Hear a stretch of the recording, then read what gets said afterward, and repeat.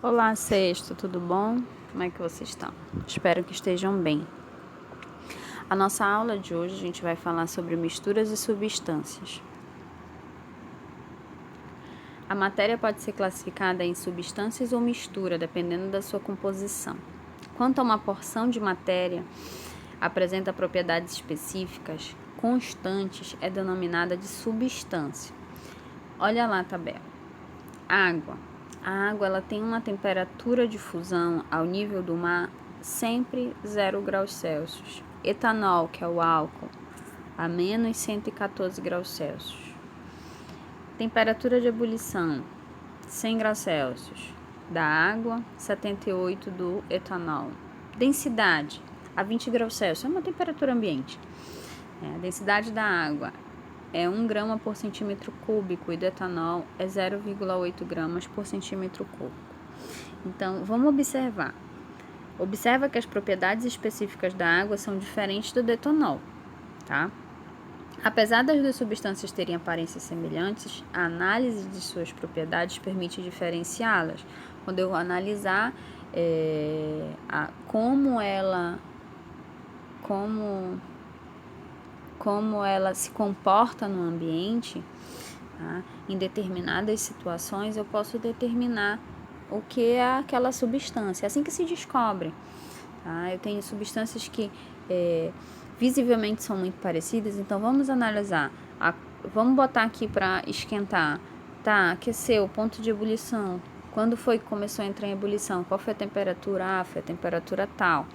E essa outra substância aqui. Então, são propriedades que são muito específicas de cada substância, tá? Quando a gente mistura elas, a gente não tem mais essa característica previsível. Elas não têm mais previsibilidade. Eu não tenho como determinar ponto de fusão, ponto de ebulição.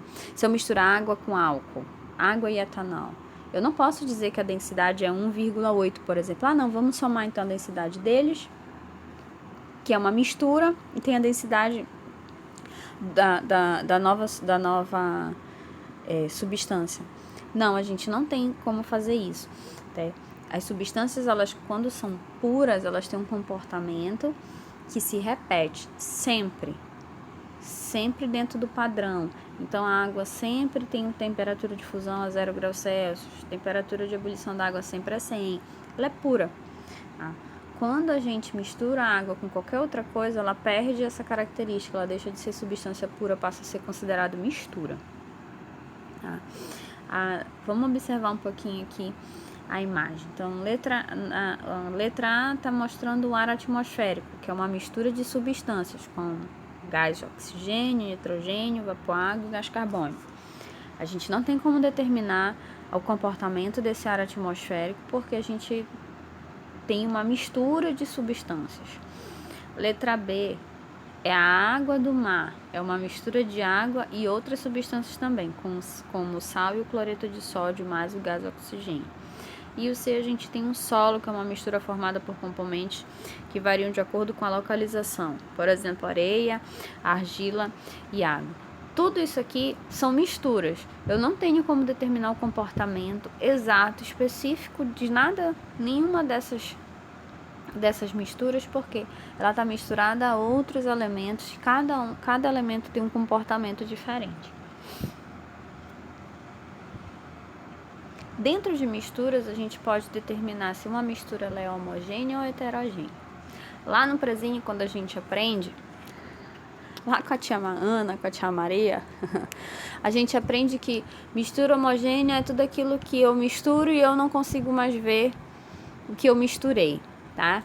E heterogêneo eu consigo ver o que eu misturei. A gente vai perceber que esse conceito ele muda um pouquinho agora no sexto ano. A gente percebe que tem um olhar diferente para o que é mistura homogênea e o que é mistura heterogênea. Então, para analisar um material, é necessário definir a porção da matéria que será estudada.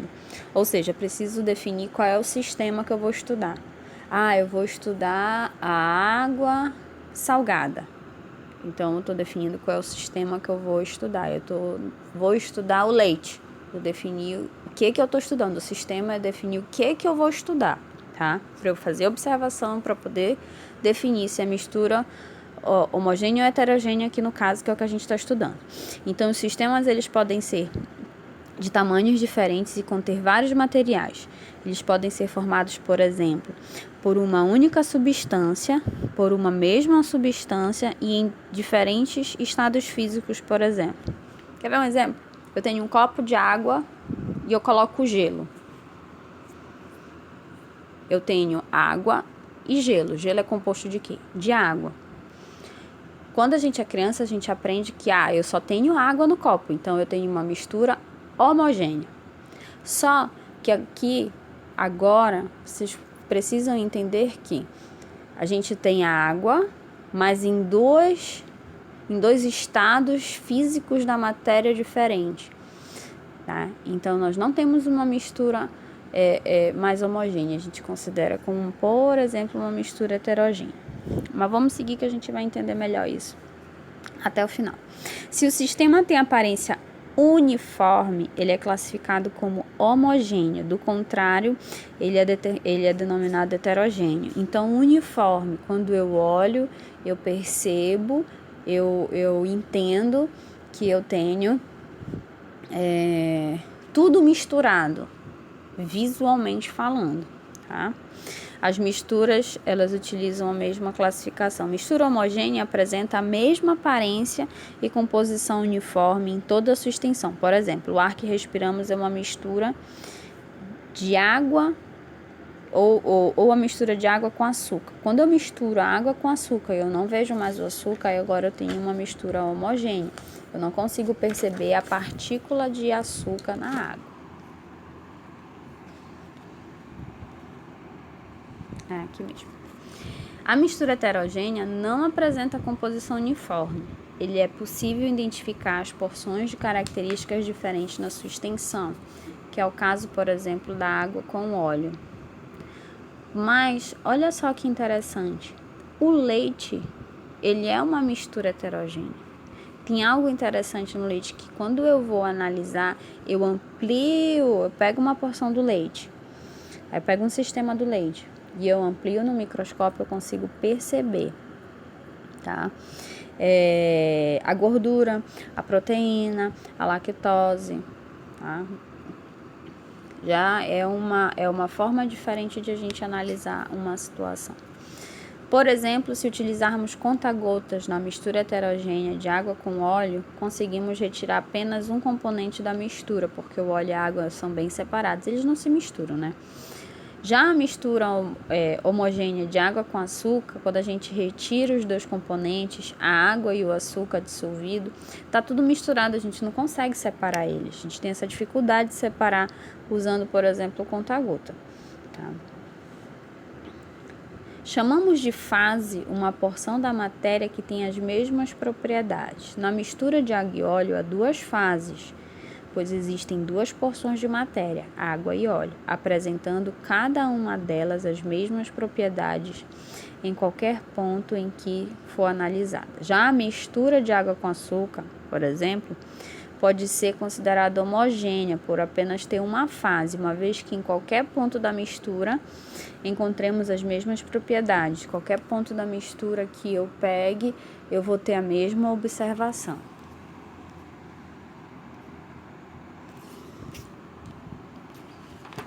Então, falando em heterogêneo, eu falei em estados físicos da matéria, né?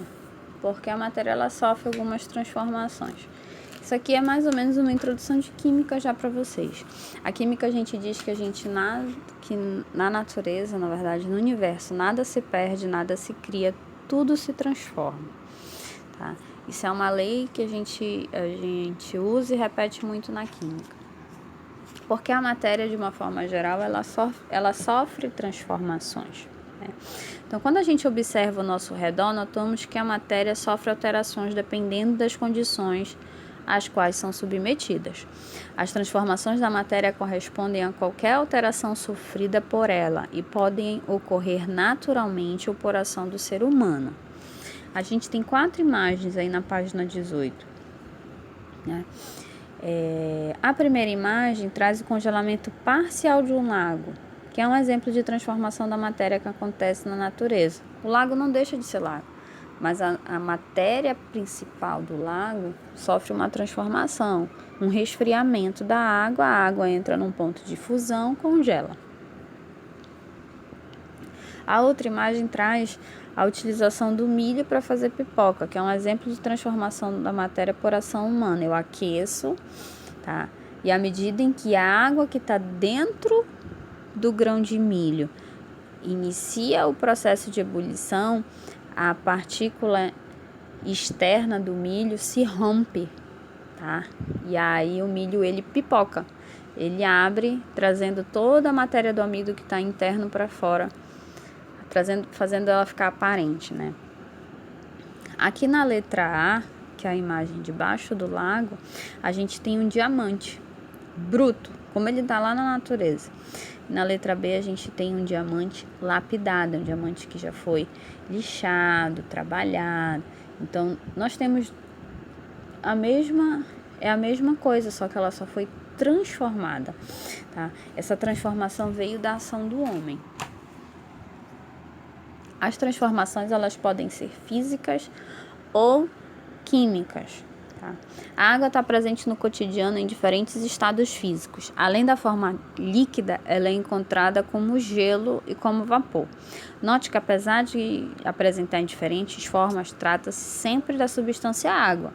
É água na forma de gelo e água na forma de gás, por exemplo. Tá? Quando a matéria passa por uma transformação, mas sua constituição não sofre nenhuma mudança, não deixou de ser água, por exemplo, a transformação ela é física. A água não deixou de ser água, então a transformação é física. Tá? O diamante não deixou de ser diamante, é diamante. Então a transformação foi uma transformação física. Quando o produto ou material ele sofre uma alteração na sua composição, a gente tem uma transformação química. Por exemplo, eu coloco a lenha, a madeira para queimar. Eu tenho madeira no início e no final eu vou ter o quê? Cinza ou brasa, né? Carvão. Eu não tenho mais madeira. Então a transformação que esse material sofreu é uma transformação química. Ela não tem mais a mesma estrutura de quando se iniciou o processo, né? Existem algumas evidências dessas transformações químicas. Tá? Primeiramente, uma transformação química ela pode sofrer liberação de energia. Ela libera uma quantidade de energia quando acontece. Então, algumas transformações químicas ocorrem liberação de energia na forma de luz e calor. Né? Aí a gente tem a imagem, por exemplo, da queima de fogos. A gente tem pólvora, tá? Sofre uma transformação química por ação aí da queima, e ele deixa de ser pólvora e passa a ser outra composição no final. Outra evidência de transformação química é a mudança da cor. Tá? Então a gente tem aí a imagem do morango. Quando ele começa a se desenvolver, ele é verde. Essa mudança, ele vai sofrendo uma mudança interna química e aí ele muda de cor. Ele vai alterando a coloração. Essa mudança de coloração, ela é uma ação química. Ela é uma transformação química. E por último, a gente tem a liberação de gases. Uma transformação química, ela também pode ter como evidência a liberação de gases. A imagem ao lado mostra um comprimido efervescente em contato com a água. A formação de bolhas é uma evidência de transformação química, porque indica que ocorreu liberação de um gás nesse processo.